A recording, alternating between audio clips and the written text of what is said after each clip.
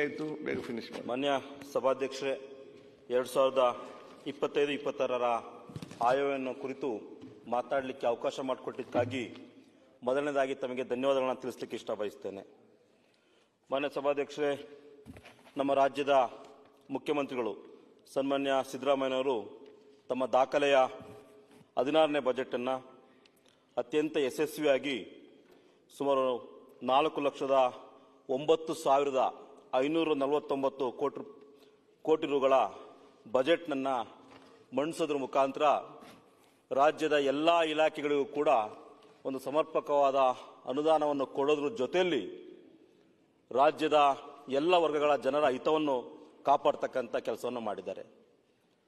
ಬಹಳ ಮುಖ್ಯವಾಗಿ ಈ ಬಜೆಟ್ನಲ್ಲಿ ನಾನು ವಿಶೇಷವಾಗಿ ಮುಖ್ಯಮಂತ್ರಿಗಳನ್ನ ಅಭಿನಂದಿಸಲಿಕ್ಕೆ ಇಷ್ಟಪಡ್ತಕ್ಕಂಥದ್ದು, ನಾನು ಪ್ರತಿನಿಧಿಸ್ತಕ್ಕಂಥ ಕಡೂರು ಮತಕ್ಷೇತ್ರ, ನನ್ನ ವಿಧಾನಸಭಾ ಕ್ಷೇತ್ರಕ್ಕೆ ಈ ಬಾರಿ ವಿಶೇಷವಾಗಿ ಏನು ಸತತವಾಗಿ ಬರಗಾಲದಿಂದ ತತ್ತರಿಸ್ತಕ್ಕಂಥ ಕಡೂರು ತಾಲೂಕಿಗೆ ಭದ್ರಾ ಉಪಕಣಿವೆಯಿಂದ ಕೆರೆ ತುಂಬುವ ಯೋಜನೆಗೆ ಸುಮಾರು 4 ಹಂತದಲ್ಲಿ ಕೆರೆ ತುಂಬುವ ಯೋಜನೆಯ ಕಾಮಗಾರಿ ನಡೀತಾ ಇದೆ.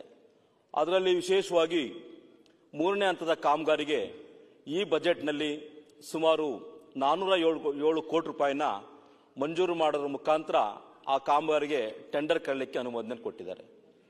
ಬಹುಶಃ ಬರದ ನಾಡಿಗೆ ನೀರು ಕೊಟ್ಟಂತ ಭಗೀರಥ ಸನ್ಮಾನ್ಯ ಸಿದ್ದರಾಮಯ್ಯನವರು ಅಂದರೆ ತಪ್ಪಾಗಲಾರದು. ಅದು ಒಂದು ಕಡೆ ಆದರೆ ಅಧ್ಯಕ್ಷರೇ, ಎರಡನೇದು ವಿಶೇಷವಾಗಿ ಮತ್ತೊಮ್ಮೆ ಬಜೆಟ್ ಪುಸ್ತಕದಲ್ಲಿ ಕಡೂರಿನ ಹೆಸರು ಪ್ರಸ್ತಾಪ ಆಗ್ತದೆ. ವಿಶೇಷವಾಗಿ ನಮ್ಮ ತಾಲೂಕು ಸತತವಾಗಿ ಬರಗಾಲದಿಂದ ತತ್ತರಿಸಿದ್ರಿಂದ ಬಹಳಷ್ಟು ಜನ ಉದ್ಯೋಗವನ್ನು ಆರಿಸಿಕೊಂಡು ಬೆಂಗಳೂರು ಹಾಗೂ ಇನ್ನಿತರ ಸಿಟಿಗಳಿಗೆ ಗುಳೆ ಹೋಗಿದ್ದಾರೆ. ಅನೇಕ ಬೆಂಗಳೂರಿನ ವಿವಿಧ ಭಾಗದಲ್ಲಿ ಕಡೂರು ಕ್ಷೇತ್ರದ ಜನರೇ ಹೆಚ್ಚಾಗಿ ನೆಲೆಸಿದ್ದಾರೆ. ಎಲ್ಲರೂ ಕೂಡ ಗಾರ್ಮೆಂಟ್ಸು, ಸೆಕ್ಯೂರಿಟಿ ಗಾರ್ಡ್ಸು ಈ ರೀತಿ ಉದ್ಯೋಗವನ್ನು ನೆಲೆಸ್ಕೊಂಡು ಏನು ಬಂದಿದ್ರು ಅಂಥವರಿಗೆ ನೆರವಾಗಲಿ ಅಂತಕ್ಕಂಥ ದೃಷ್ಟಿಯಿಂದ ನಾವು ಕೂಡ ಸತತವಾಗಿ ಕಳೆದ 22 ತಿಂಗಳಿಂದ ಸನ್ಮಾನ್ಯ ಮುಖ್ಯಮಂತ್ರಿಗಳನ್ನ ಭೇಟಿ ಮಾಡಿ ಕಡೂರಿನಲ್ಲಿ ಒಂದು ಜವಳಿ ಪಾರ್ಕನ್ನು ಮಾಡಬೇಕು, ನಮ್ಮ ಭಾಗದ ಮಹಿಳೆಯರಿಗೆ ಅಲ್ಲಿ ಒಂದು ಉದ್ಯೋಗವನ್ನು ಕೊಡಬೇಕು ಅಂತಕ್ಕಂಥ ಪ್ರಸ್ತಾಪ ಮಾಡಿದ ಪರಿಣಾಮವಾಗಿ ಈ ಒಂದು ಬಜೆಟ್ನಲ್ಲಿ ಒಂದು ಕಡೂರಿನಲ್ಲಿ ಜವಳಿ ಪಾರ್ಕ್ ಮಾಡ್ತಕ್ಕಂಥ ಪ್ರಸ್ತಾಪನೆಯನ್ನು ಮುಖ್ಯಮಂತ್ರಿಗಳು ಮಾಡಿದ್ದಾರೆ. ಈಗ ಎರಡು ವಿಶೇಷವಾಗಿ ಒಂದು ಕಡೆ ನೀರಾವರಿಗೆ, ಇನ್ನೊಂದು ಕಡೆ ಮಹಿಳೆಯರ ಉದ್ಯೋಗಕ್ಕೆ ಅವಕಾಶ ಮಾಡಿಕೊಟ್ಟಂತ ಸನ್ಮಾನ್ಯ ಮುಖ್ಯಮಂತ್ರಿಗಳಿಗೆ ಈ ಸದನದಲ್ಲಿ ಮತ್ತೊಮ್ಮೆ ಹೃತ್ಪೂರ್ವಕವಾದ ಧನ್ಯವಾದಗಳನ್ನು ತಿಳಿಸಲಿಕ್ಕೆ ಇಷ್ಟಬಯಸ್ತೀನಿ. ಇದ್ರ ಜೊತೆಯಲ್ಲಿ ಮುಖ್ಯವಾಗಿ ಏನು ಈ ಒಂದು ಬಜೆಟ್ನಲ್ಲಿ ವಿಶೇಷವಾಗಿ ನಾವು ಕಂಡಿದ್ದು ಅಂತ ಹೇಳಿದ್ರೆ, ಮಾನ್ಯ ಸಭಾಧ್ಯಕ್ಷರೇ, ಕಳೆದ ವರ್ಷ ನಮ್ಮ ಮುಖ್ಯಮಂತ್ರಿಗಳು ಇಂದಿನ ಅವರ ಮೊದಲನೇ ಮುಖ್ಯಮಂತ್ರಿ ಅವಧಿಯಲ್ಲಿ ರಾಜ್ಯ ಸರ್ಕಾರಿ ನೌಕರರಿಗೆ 6ನೇ ವೇತನವನ್ನು ಜಾರಿ ಮಾಡಿದರು. ಈ ವರ್ಷ ಕಳೆದ ವರ್ಷ 7ನೇ ವೇತನವನ್ನು ಕೂಡ ಜಾರಿ ಮಾಡಿದ್ರು. ಆದರೆ ಎಲ್ಲೋ ಒಂದು ಕಡೆ ಏನು ಕಾಂಟ್ರಾಕ್ಟ್ ವರ್ಕರ್ಸ್, ಕಾಂಟ್ರಾಕ್ಟ್ ಕೆಲಸ ಮಾಡ್ತಾರೆ ಟೆಂಪ್ರರಿ ನೌಕರಗಳು, ಅಂತರನ್ನ ಪರಿಗಣಿಸಿಲ್ಲ ಅಂತಕ್ಕಂಥ ನೋವಿತ್ತು. ಆದರೆ ಈ ಸಲ ವಿಶೇಷವಾಗಿ ಏನು ಹೈಸ್ಕೂಲ್ನ ಅತಿಥಿ ಶಿಕ್ಷಕರು ಹಾಗೂ ಕಾಲೇಜ್ನ ಅತಿಥಿ ಉಪನ್ಯಾಸಕರ ಗೌರವಧನವನ್ನು ಸುಮಾರು 2,000 ರೂಪಾಯಿಗೆ ಹೆಚ್ಚು ಮಾಡಿದ್ದಾರೆ. ಬಹುಶಃ ಆ ಒಂದು ದುಡಿತಕ್ಕಂಥ ವರ್ಗಗಳನ್ನ ಬಲಪಡಿಸ್ತಕ್ಕಂಥ ಪ್ರಯತ್ನವನ್ನು ಮಾನ್ಯ ಮುಖ್ಯಮಂತ್ರಿಗಳು ಮಾಡಿದ್ದಾರೆ. ಜೊತೆಯಲ್ಲಿ ಮುಖ್ಯವಾಗಿ ಬಿಸಿ ಊಟ ತಯಾರಿಸುವ ಸಿಬ್ಬಂದಿಗಳಿಗೆ ಅವರಿಗೂ ಕೂಡ ಮಾಸಿಕವಾಗಿ 1,000 ರೂಪಾಯಿ ಗೌರವಧನವನ್ನು ಹೆಚ್ಚಿಗೆ ಮಾಡಿದ್ದಾರೆ. ಜೊತೆಯಲ್ಲಿ ಅಂಗನವಾಡಿ ಕಾರ್ಯಕರ್ತರ ಗೌರವಧನವನ್ನು 1,000 ರೂಪಾಯಿ ಹೆಚ್ಚು ಮಾಡಿದ್ದಾರೆ. ಸಹಾಯಕಿಯರ ಗೌರವಧನವನ್ನು ಕೂಡ 750 ರೂಪಾಯಿ ಹೆಚ್ಚಿಗೆ ಮಾಡೋದ್ರ ಮುಖಾಂತರ ಒಂಥರ ದುಡಿಯೋವರ್ಗಳ ಕೈ ಬಲಪಡಿಸ್ತಕ್ಕಂಥ ಕೆಲಸವನ್ನು ಮಾಡಿದ್ದಾರೆ.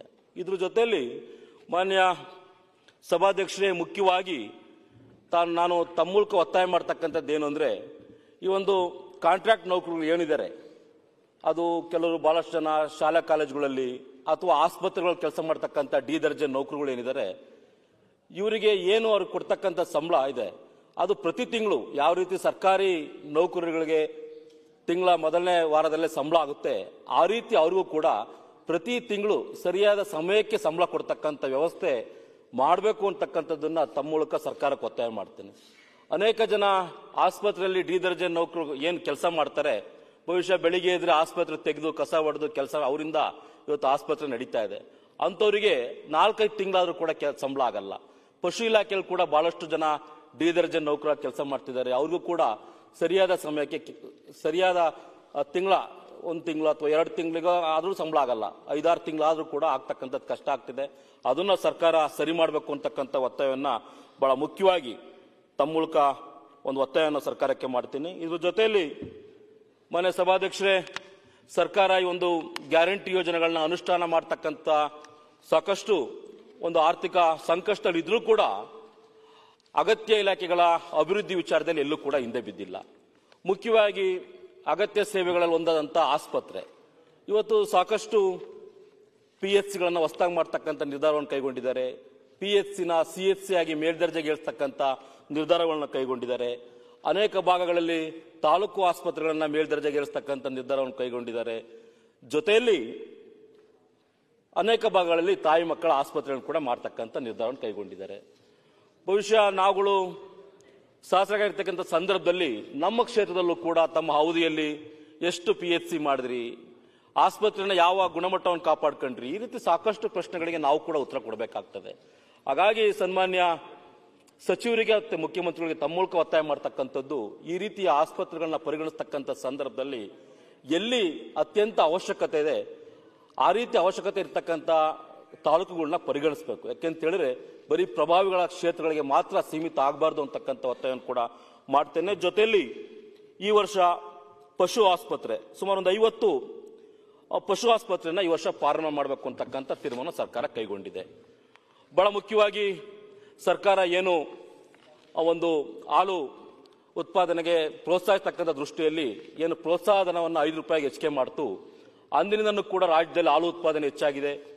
ಬಹಳ ಮುಖ್ಯವಾಗಿ ವಿಶೇಷ ಅಂತ ಹೇಳಿದ್ರೆ ಕರ್ನಾಟಕದಲ್ಲಿ ದಿನಕ್ಕೆ 1 ಕೋಟಿ ಲೀಟರ್ ಹಾಲು ಉತ್ಪಾದನೆ ಆಗ್ತಿದೆ. ಇದೊಂದು ರೀತಿ ಹೈನುಗಾರಿಕೆಗೆ ಪ್ರೋತ್ಸಾಹ ಮಾಡ್ದಂಗಾಯ್ತು. ಆದರೆ ಮುಖ್ಯವಾಗಿ ನಮ್ಮ ಭಾಗದಲ್ಲಿ ಸಭಾಧ್ಯಕ್ಷರೇ, ಬಹಳಷ್ಟು ಜನ ಸತತ ಬರಗಾಲ ಬಂದಿದ್ರು ಕೂಡ ಏನಾದ್ರೂ ಬದುಕಿದ್ದಾರೆ ಅಂತ ಹೇಳಿದ್ರೆ ಮುಖ್ಯವಾಗಿ ಹೈನುಗಾರಿಕೆಯಿಂದ. ಪ್ರತಿ ಮನೆಯಲ್ಲೂ ಕೂಡ 4 ಲೀಟರ್ 8 ಲೀಟರ್ 10 ಲೀಟರ್ ಹಾಲು ಹಾಕೊಂಡು ಇವತ್ತು ಜೀವನ ಮಾಡ್ತಾ ಇದ್ದಾರೆ. ಅಂತ ಹೈನುಗಾರಿಕೆಗೆ ನಾವು ಪ್ರೋತ್ಸಾಹಿಸಬೇಕಾಗ್ತದೆ. ಇವತ್ತು ನಾನು ಸರ್ಕಾರವನ್ನು ಒತ್ತಾಯ ಮಾಡ್ತಕ್ಕಂಥದ್ದು, ನಾವು ಯಾವುದೇ ಹಳ್ಳಿಗಳಿಗೆ ಹೋದ್ರೂ ಕೂಡ ಬಹಳ ಮುಖ್ಯವಾಗಿ ನಮ್ಮ ಭಾಗಕ್ಕೆ ಪಶು ಆಸ್ಪತ್ರೆ ಬೇಕು ಅಂತಕ್ಕಂಥ ಒತ್ತಾಯ ಮಾಡ್ತಾರೆ. ಹಾಗಾಗಿ ಬಹಳಷ್ಟು ವರ್ಷಗಳಿಂದ ಪಶು ಆಸ್ಪತ್ರೆಗಳನ್ನು ಕೂಡ ಕೊಟ್ಟಿಲ್ಲ, ಪಶು ವೈದ್ಯರನ್ನು ಕೂಡ ನೇಮಕ ಮಾಡಿರಲಿಲ್ಲ. ನಮ್ಮ ಸರ್ಕಾರ ಬಂದ ಮೇಲೆ ವಿಶೇಷವಾಗಿ ಸುಮಾರು 400 ಪಶು ವೈದ್ಯರನ್ನು ನೇಮಕ ಮಾಡಿ ಸಹಕಾರ ಮಾಡ್ತಾ ಇದೆ. ಹಾಗಾಗಿ ಪಶು ಆಸ್ಪತ್ರೆಗಳನ್ನು ಕೂಡ ಕೊಡ್ತಕ್ಕಂಥ ಸಂದರ್ಭದಲ್ಲಿ ನಮ್ಮ ಕ್ಷೇತ್ರಗಳು ಕೂಡ ಪರಿಗಣಿಸಬೇಕು ಅಂತಕ್ಕಂಥದ್ದನ್ನ ಹೇಳ್ತಾ, ಮುಖ್ಯವಾಗಿ ಮನೆ ಸಭಾಧ್ಯಕ್ಷರೇ, ನಮ್ಮ ಸರ್ಕಾರ ಇಂಜಿನಿಯರಿಂಗ್ ಕಾಲೇಜ್ ಮಾಡಬೇಕು, ಕೃಷಿ ಕಾಲೇಜ್ನ ಮಾಡಬೇಕು, ತೋಟಗಾರಿಕೆ ಕಾಲೇಜ್ ಮಾಡಬೇಕು ಅಂತಕ್ಕಂಥ ನಿರ್ಧಾರವನ್ನು ಕೂಡ ಕೈಗೊಂಡಿದೆ. ಇಲ್ಲಿ ನಾನು ಈ ಸದನದಲ್ಲಿ ಬಹಳ ಮುಖ್ಯವಾಗಿ ತಮ್ಮ ಮೂಲಕ ಸರ್ಕಾರಕ್ಕೆ ಒತ್ತಾಯ ಮಾಡ್ತಕ್ಕಂಥದ್ದು ಏನಂದ್ರೆ ಸಭಾಧ್ಯಕ್ಷರೇ, ಈಗ ಉದಾಹರಣೆಗೆ ಇಂಜಿನಿಯರಿಂಗ್ ಕಾಲೇಜನ್ನ ಈ ವರ್ಷ ಪ್ರಾರಂಭ ಮಾಡಬೇಕು ಅಂತಕ್ಕಂಥದ್ದು ಒಂದು. ಯಾವ ಕ್ಷೇತ್ರ? ಏನು ಉನ್ನತ ಶಿಕ್ಷಣ ಸಚಿವರಿರ್ತಕ್ಕಂಥ ಅವರ ಚಿಂತಾಮಣಿ ಕ್ಷೇತ್ರ. ಬಹುಶಃ ಒಂದು 150 ಕೋಟಿ ರೂಪಾಯಿನಲ್ಲಿ ಚಿಂತಾಮಣಿಯಲ್ಲಿ ಒಂದು ಇಂಜಿನಿಯರಿಂಗ್ ಕಾಲೇಜ್ ಮಾಡಬೇಕು ಅಂತ ನಿರ್ಧಾರ ತಗೊಂಡಿದ್ದಾರೆ. ಕೃಷಿ ಕಾಲೇಜನ್ನು ಕೂಡ ಸಚಿವರು ಏನು ಕೃಷಿ ಸಚಿವರು ಪ್ರತಿನಿಧಿಸ್ತಕ್ಕಂಥ ಮಂಡ್ಯ ಜಿಲ್ಲೆಯಲ್ಲಿ ಮಾಡಬೇಕು ಅಂತಕ್ಕಂಥ ನಿರ್ಧಾರ ತಗೊಂಡಿದ್ದಾರೆ. ಬಹುಶಃ ಮಾನ್ಯ ಮುಖ್ಯಮಂತ್ರಿಗಳು, ಸಚಿವರುಗಳು ಕೇವಲ ತಮ್ಮ ಕ್ಷೇತ್ರಗಳನ್ನ ಜಿಲ್ಲೆಗಳನ್ನ ಮಾತ್ರ ನೋಡ್ತಾ ಹೋದ್ರೆ ನಾವು ಇಡೀ ರಾಜ್ಯದ ಸಮಗ್ರ ಅಭಿವೃದ್ಧಿ ಬಗ್ಗೆ ಯಾವಾಗ ಚಿಂತೆ ಮಾಡ್ಲಿಕ್ಕೆ ಸಾಧ್ಯ ಆಗ್ತದೆ? ಇವತ್ತು ಏನಾಗ್ತಿದೆ ಅಂತ ಹೇಳಿದ್ರೆ ಬರೀ ಬೆಂಗಳೂರು, ಮೈಸೂರು, ಶಿವಮೊಗ್ಗ, ಶಿಕಾರಿಪುರ, ಗುಲ್ಬರ್ಗ, ಹೊಳೆನರಸೀಪುರ ಈ ರೀತಿ ಯಾವ ಪ್ರಭಾವಿಗಳು ಮುಖ್ಯಮಂತ್ರಿಗಳಾಗ್ತಾರೆ, ಸಚಿವರಾಗ್ತಾರೆ. ಯಾಕೆಂದ್ರೆ ಈ ಸದನದಲ್ಲಿ ಅಜ್ಜ, ಮಗ, ಮೊಮ್ಮಗನವರೆಗೂ ಕೂಡ ಸದಸ್ಯರು ಮಿನಿಸ್ಟರ್ ಆಗಿರ್ತಕ್ಕಂಥದ್ದು ನೋಡಿದೀವಿ. ನಮ್ಮಂತ ವಿಧಾನಸಭಾ ಕ್ಷೇತ್ರಗಳು ಏನಾಗ್ತದೆ ಅಂದ್ರೆ ಮಾನ್ಯ ಸಭಾಧ್ಯಕ್ಷರೇ, 16ನೇ ವಿಧಾನಸಭೆ ನಮ್ಮಲ್ಲೊಂದು ಉಪಚುನಾವಣೆ ಸೇರಿ 17 ಚುನಾವಣೆ ಆಗಿದೆ. 17 ಚುನಾವಣೆಯಲ್ಲಿ ಸುಮಾರು 13 ಜನ ಶಾಸಕರುಗಳು ಆಯ್ಕೆ ಆಗಿದ್ದೀವಿ. ಹಾಗಾಗಿ ಹೊಸ ಶಾಸಕರುಗಳು ಆಯ್ಕೆಯಾಗಿ ಬರ್ತಿರ್ತಕ್ಕಂಥ ಕ್ಷೇತ್ರಗಳು ಎಲ್ಲೋ ಒಂದ್ ಕಡೆ ನಿರ್ಲಕ್ಷ್ಯ ಆಗ್ತದೆ. ಹಾಗಾಗಿ ನನ್ನ ಸರ್ಕಾರ ಒತ್ತಾಯ ಮಾಡ್ತಕ್ಕಂಥದ್ದು, ಎಲ್ಲಿ ಪೊಟೆನ್ಶಿಯಾಲಿಟಿ ಇದೆ ಇಡೀ ರಾಜ್ಯವನ್ನ ಸಮಗ್ರ ಅಭಿವೃದ್ಧಿ ಕೊಂಡೊಯ್ಯಬೇಕಾಗ್ತದೆ. ಆ ನಿಟ್ಟಿನಲ್ಲಿ ಕೂಡ ಸರ್ಕಾರ ಯೋಚನೆ ಮಾಡಬೇಕು ಅಂತಕ್ಕಂಥ ಒತ್ತಾಯವನ್ನ ತಮ್ಮ ಮೂಲಕ ಮಾಡ್ತಾ, ಮನೆ ಸಭಾಧ್ಯಕ್ಷರೇ, ಇದ್ರ ಜೊತೆಯಲ್ಲಿ ಮುಖ್ಯವಾಗಿ ನಮ್ಮ ಭಾಗದಲ್ಲಿ ಇವತ್ತು ಶಿಕ್ಷಣದ ಅಭಿವೃದ್ಧಿ ಆಗ್ಬೇಕಾಗ್ತದೆ. ಅದಕ್ಕೆ ಮುಖ್ಯವಾಗಿ ಏನು ಒಂದು ರೀತಿ ಹಿಂದುಳಿದ ಪ್ರದೇಶ, ಸತತವಾಗಿ ಆಗ್ಲೇ ಹೇಳಿದಾಗೆ ಬರಗಾಲದಿಂದ ತತ್ತರಿಸ್ತಕ್ಕಂಥ ಪ್ರದೇಶಗಳಲ್ಲಿ ನಾವು ಅಭಿವೃದ್ಧಿಯನ್ನು ಕಾಣಬೇಕು ಅಂದ್ರೆ ಶಿಕ್ಷಣದಿಂದ ಮಾತ್ರ ಸಾಧ್ಯ. ಹಾಗಾಗಿ BCM ಹಾಸ್ಟೆಲ್ ಮತ್ತೆ ಸೋಷಿಯಲ್ ವೆಲ್ಫೇರ್ ಡಿಪಾರ್ಟ್ಮೆಂಟ್ ಇಂದ ಕೊಡ್ತಕ್ಕಂಥ ಹಾಸ್ಟೆಲ್ಸ್ಗಳು ಇವು ಮುಖ್ಯವಾಗಿ ನಮ್ಮ ಭಾಗಕ್ಕೆ ಹೆಚ್ಚಿಗೆ ಬೇಕಾಗ್ತದೆ. ಕಳೆದ ಬಾರಿ ಕೂಡ ಕೆಲವು ಹಾಸ್ಟೆಲ್ನ ಕೊಡ್ತಕ್ಕಂಥ ಕೆಲಸವನ್ನು ನಮ್ಮ ಸರ್ಕಾರ ಮಾಡ್ತು. ಅದನ್ನು ಕೇವಲ ಜಿಲ್ಲಾ ಕೇಂದ್ರಗಳಿಗೆ ಮಾತ್ರ ಸೀಮಿತಗೊಳಿಸ್ತು. ಹಾಗಾಗಬಾರ್ದು. ತಾಲೂಕು ಮಟ್ಟದಲ್ಲಿ ಕೂಡ BCM ಹಾಸ್ಟೆಲ್ ಹಾಗೂ ಸಮಾಜ ಕಲ್ಯಾಣ ಇಲಾಖೆ ಹಾಸ್ಟೆಲ್ ಕೆಲಸವನ್ನ ನಮ್ಮ ಸರ್ಕಾರ ಮಾಡಬೇಕು ಅಂತಕ್ಕಂಥ ಒಂದು ಒತ್ತಾಯ ಮಾಡ್ತಾ ಕಳೆದಾಗ ಮಾನ್ಯ ಸಭಾಧ್ಯಕ್ಷರೇ, ಮುಖ್ಯವಾಗಿ ಕಳೆದ ಹಿಂದಿನ ಸರ್ಕಾರ ಇರ್ಬೋದು ಅಥವಾ ಈ ಸರ್ಕಾರ ಇರ್ಬೋದು, ನಿರಂತರವಾಗಿ ಹಿಂದುಳಿದ ವರ್ಗಗಳ ಅಥವಾ ದಲಿತ ಸಮುದಾಯದ ನಿಗಮ ಮಂಡಳಿಗಳನ್ನ ನಿರ್ಲಕ್ಷ್ಯ ಮಾಡ್ತಾ ಇದೆ. ಇವತ್ತು ಮುಖ್ಯವಾಗಿ ಏನು ನಿಗಮ ಮಂಡಳಿಗಳಿಗೆ ಒಂದು ಟಾರ್ಗೆಟ್ ನ ಕೊಡ್ತಾರೆ, ಅದು ಗಂಗಾ ಕಲ್ಯಾಣ ಇರ್ಬೋದು, ಸಾರಥಿ ಯೋಜನೆ ಇರ್ಬೋದು, ಸ್ವಯಂ ಉದ್ಯೋಗ ಲೋನ್ ಇರ್ಬೋದು, ಒಂದೋ ಎರಡೋ ಕೊಟ್ರೆ ನಾವು ಯಾವ ರೀತಿ ಆಯ್ಕೆ ಮಾಡ್ತಕ್ಕಂಥದ್ದು.